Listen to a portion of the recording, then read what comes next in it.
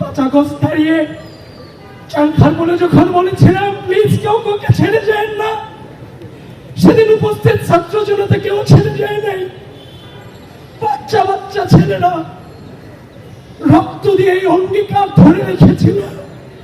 আজকে তাদের এই রক্তের বিনিময়ে অপরাজয় বাংলার পাদদেশে দাঁড়িয়ে একটি গণতান্ত্রিক বাংলাদেশ বিনির্মাণের সূচনা শুরু হয়েছে। প্রিয় বন্ধুগণ, এই ঢাকা বিশ্ববিদ্যালয়ের অপরাজয় বাংলার পাদদেশে দাঁড়িয়ে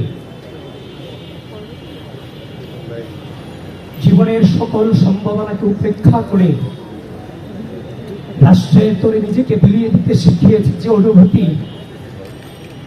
সে অনুভূতির নাম বাংলাদেশ জাতীয়তাবাদী ছাত্র। 2016 সালে যখন বিশ্ববিদ্যালয়ে এসেছিলাম, যে রাজনৈতিক অপসংস্কৃতির সাক্ষী হয়েছি, সেখান থেকে পণ করেছিলাম আমি অত্যন্ত ক্ষুদ্র মানুষ।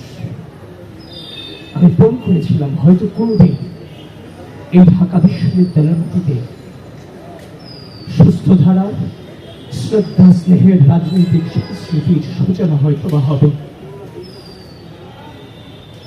আমি আপনাদের সকলকে বলছি, এই পথকে বেছে নিতে গিয়ে আমার নিজের পরিবারের সাথেও আমার 1 বছরের কোনো সম্পর্ক ছিল না।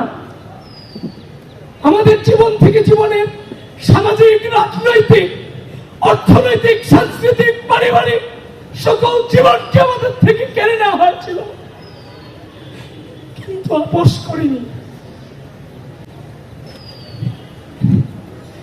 একটাই মনোবল ছিল, একদিন আমরা জিতবো।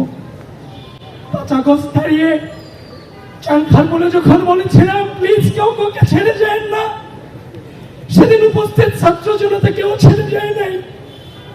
বাচ্চা বাচ্চা ছেলেরা রক্ত দিয়ে এই অঙ্গীকার ধরে রেখেছিল।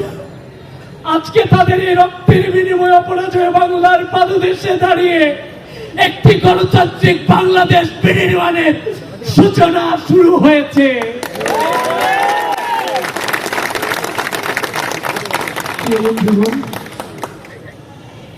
একটা চ্যালেঞ্জের মুখে আমরা 16 সাল থেকে বিশ্ববিদ্যালয়ে ভর্তি হওয়ার পর থেকে আজও পর্যন্ত চ্যালেঞ্জ ফেস করতে করতে আজকের এই জায়গাতে এসেছি। এটাও আমার জন্য অনেক বড় চ্যালেঞ্জ। আমি আনন্দিত নই, তবে চ্যালেঞ্জ মোকাবেলা করার জন্য মানসিকভাবে সর্বোচ্চ প্রস্তুত ইনশাআল্লাহ। এবং সেই চাংখার পরের মতো বলছি, আমরা আবারও বিজয়ী হব ইনশাআল্লাহ। সকলে আমাদের পাশে থাকবেন। ধন্যবাদ প্রিয় সাংবাদিক পরিবার।